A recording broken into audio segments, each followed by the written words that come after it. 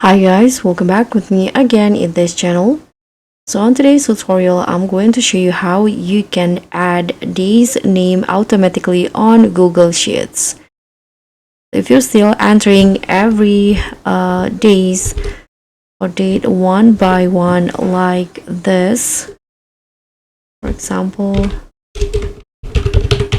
you need to write it one by one like this. You just need to follow what I do to easily add the names of the days in here based on the dates shown. So what you need to do here is just use the text function. You can just write text and then choose the date in here, just one, the date format, and comma, and in here just write D with the days format.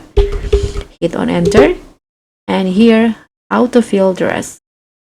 So that's how you can easily add days name to your sheets in Google Sheets. Thank you so much for watching. Don't forget to like, comment, and subscribe. Also click on the thanks.